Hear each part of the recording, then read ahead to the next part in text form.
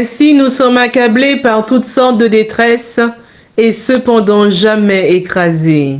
Nous sommes désemparés mais non désespérés, persécutés mais non abandonnés, terrassés mais non pas anéantis. Amen. Gloire à Dieu. Nous trouvons ces paroles dans le deuxième épître des Corinthiens au chapitre 4, les versets 8 à 9. La version Bible du Semeur. Bonjour, bonjour mes amis de la méditation quotidienne. Comment allez-vous en ce premier jour de la semaine? J'espère que vous allez bien et que vous êtes prêts à découvrir de nouvelles méditations tout au long de cette semaine. Ce dont le monde a le plus besoin, c'est d'hommes et de femmes, non pas des hommes et des femmes que l'on achète et qui se vendent, mais d'hommes et de femmes profondément loyaux et intègres, des hommes et des femmes qui ne craignent pas d'appeler le péché par son nom, des hommes et des femmes dont la conscience soit aussi fidèle à son devoir que la boussole l'est au pôle, des hommes et des femmes qui défendraient la justice et la vérité, même si l'univers s'écroulait. Amen. Prions le Seigneur. Tendre Père des cieux, nous te disons merci pour ton amour, pour ta miséricorde envers nous, pour le sacrifice de Jésus-Christ, notre Sauveur. Nous voilà réveillés et nous te remercions pour le don de la vie. Ô Père, merci. Merci pour ta grâce envers nous. Chaque jour, nous voulons en prendre conscience et continuer à marcher en nouveauté de vie. Nous te demandons pardon pour nos fautes commises envers toi. Lave-nous, purifie-nous dans le sang de l'agneau et aide-nous chaque jour à refléter le caractère de Jésus-Christ. Ô Père, je te remercie pour la méditation de ce matin qui nous invite à voir quels disciples sommes-nous. Oui, Père, particulièrement en cette fin des temps. Merci pour ces paroles qui nous poussent à la réflexion alors que Jésus-Christ est plus qu'à la porte. Merci, merci encore. Nous te prions pour toutes les personnes qui passent par des moments difficiles. Puisses-tu dire un mot? Merci pour tout. Je ne t'ai pas prié parce que je suis bonne et digne à tes yeux, mais je t'ai prié dans le précieux nom de Jésus-Christ, ton Fils, qui vit et qui demeure au siècle des siècles. Amen. Mes amis, notre méditation de ce matin a pour titre « Quel disciple es-tu en cette fin des temps ?» Notre verset à mémoriser, nous le trouvons dans le livre de Luc, au chapitre 12, les versets 8 à 9, qui nous disent ceci. « Je vous le dis, quiconque me confessera devant les hommes, le Fils de l'homme le confessera aussi devant les anges de Dieu. Mais celui qui me reniera devant les hommes sera renié devant les anges de Dieu. » Quel disciple es-tu, Jean-Baptiste? Jean-Baptiste a décidé de se consacrer à la tâche que Dieu attendait de lui et de rendre témoignage à l'agneau de Dieu qui ôte le péché du monde. Il était le plus grand en sa qualité de cousin terrestre du Christ et par sa popularité au sein du peuple.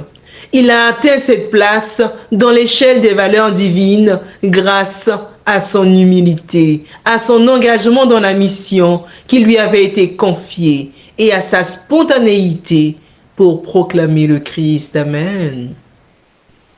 Quel disciple es-tu? André? Quand André rencontre le Messie, il va chercher son frère et lui parle de sa découverte. Il n'est ni un maître, ni un prédicateur, ni une star. Il est un être humain ordinaire qui, suite à sa rencontre avec le Christ, devient un missionnaire au sens premier du terme. André va chercher Pierre, son frère, l'amène au Christ et le laisse décider. Il fait ce que tout chrétien doit faire quand il rencontre la vérité, en parler à ceux qui l'aiment. Amen. Quel disciple es-tu? Jean? Jean a appris à aimer les autres en passant du temps avec Jésus-Christ. y compris au pied de la croix, nous pouvons l'apprendre en faisant exactement la même chose. Gloire à Dieu. Quel disciple es-tu, Pierre? Sur la plage à côté de la barque vide, preuve manifeste de son dernier échec, Jésus-Christ demande à Pierre, m'aimes-tu? Celui qui répond n'est pas le brave qui tire l'épée, ni celui qui s'autoproclame le seul capable de suivre Jésus-Christ jusqu'aux ultimes conséquences. Ce n'est pas quelqu'un qui se sent supérieur aux autres, mais un homme qui a appris ses limites à ses dépens. Quel disciple es-tu, Philippe? Philippe, en chemin vers la Galilée, Jésus l'appelle. Jésus a invité André et Pierre, les deux premiers disciples, à voir où ils demeuraient. Philippe est le premier qui l'appelle directement. Dans le fond, la manière de devenir disciple de Jésus importe peu. Ce qui marque notre existence, c'est accepter l'appel et nous comporter comme un véritable disciple du Maître. Amen. Quel disciple es-tu? Jacques, fils de Zébédée? Jacques est un pécheur et il discute avec les autres disciples pour savoir qui sera le plus grand dans le futur royaume de Jésus-Christ. Dans cet état d'esprit si éloigné de celui du Christ, le groupe passe par la Samarie et les habitants du lieu ne les reçoivent pas parce qu'ils vont en direction de Jérusalem.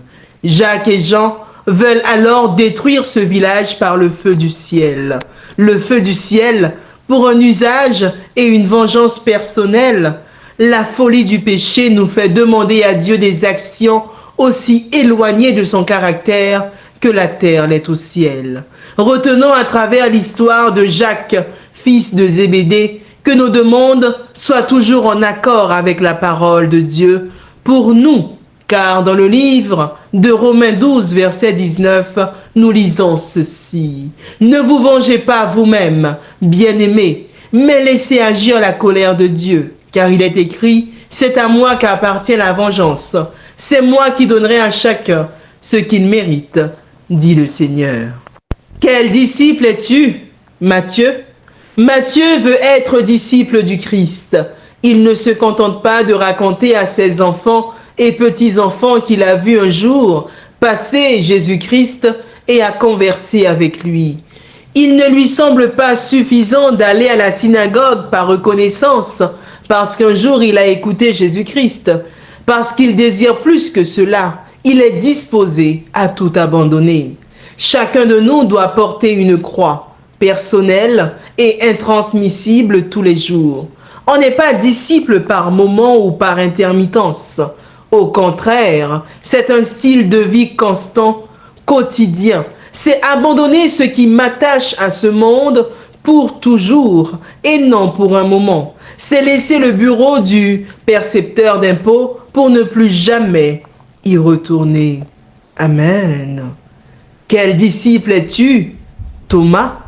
Thomas sait que Jésus-Christ est l'agneau de Dieu qui ôte le péché du monde. Il sait que le Maître doit être crucifié pour donner la vie éternelle à tous ceux qui croiront en lui. Il sait que le Christ est le bon berger. Il sait que Jésus-Christ doit mourir et que le troisième jour, il ressuscitera. Il le sait, mais ne le comprend pas pleinement. Le manque de foi nous mène à l'ignorance. Nous réduisons, comme Thomas, la vérité à ce que nous parvenons à comprendre, à ce qui nous plaît, à ce qui nous semble, à notre point de vue, juste et valable. Cette position présente plusieurs problèmes, mais le plus grand de tous est que nous faisons de nos critères la norme de la foi. Hélas. Quel disciple es-tu, Jacques, fils d'Alphée? La Bible ne précise presque rien. Elle ne signale que quelques données familiales, comme le nom de son père, de sa mère et celui de quelques-uns de ses frères. Rien de plus. Il n'était pas à Golgotha.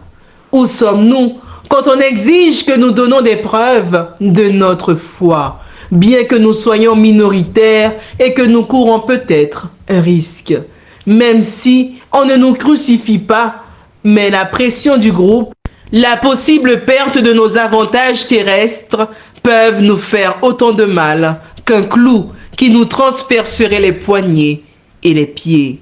Jacques, fils d'Alphée, et les autres disciples n'ont pas eu le courage. Et nous, malgré son absence, sa peur et son manque d'engagement, le nom de Jacques, fils d'Alphée, apparaît dans la liste d'Actes des Apôtres au chapitre 1, qui mentionne les noms des disciples qui prient d'un même esprit, demandant le consolateur. Malgré nos erreurs, il y a toujours une possibilité de revenir aux pieds de Jésus-Christ. Amen. Quel disciple es-tu? Simon le Zélote?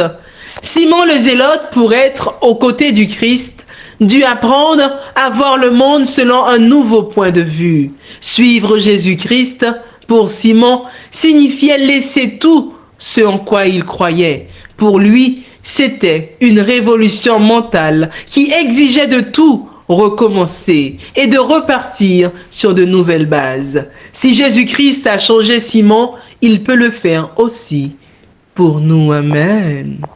Quel disciple es-tu, Judas? Jésus-Christ l'a désigné comme le traître, non pas par son nom, mais par un geste.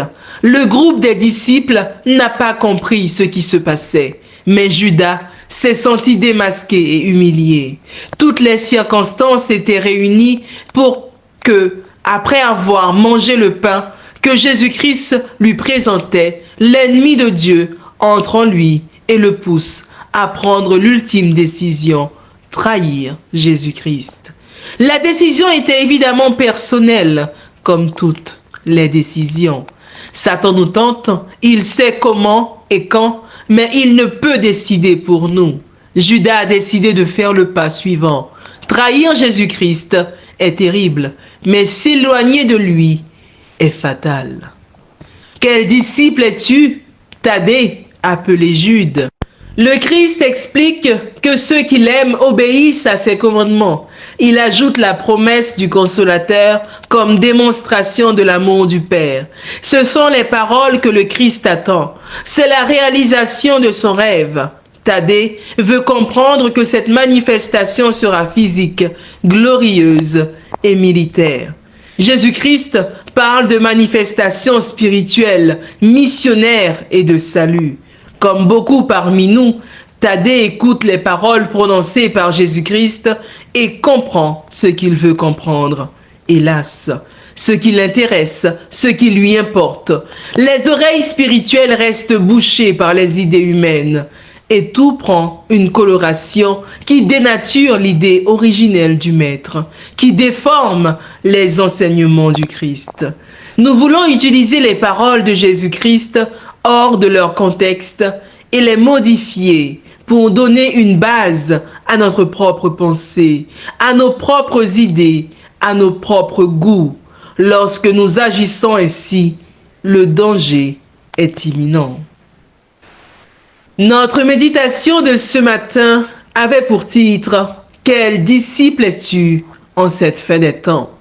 Notre verset à mémoriser, nous le trouvons dans le livre de Luc au chapitre 12, les versets 8 à 9, qui nous disent ceci. « Je vous le dis, quiconque me confessera devant les hommes, le Fils de l'homme le confessera aussi devant les anges de Dieu. Mais celui qui me reniera devant les hommes sera renié devant les anges de Dieu. » Mes amis, à travers le portrait de ces différents disciples, la question nous est posée ce matin. À l'aube du retour de notre Sauveur et Seigneur Jésus-Christ, quel disciple es-tu? Oui, mes amis, à l'aube du retour de notre Sauveur et Seigneur Jésus-Christ, quel disciple es-tu? C'est sur cette réflexion que je vous souhaite une excellente journée dans le Seigneur. Que Dieu vous bénisse et je vous dis à mercredi, Dieu voulant, pour notre histoire biblique de la semaine.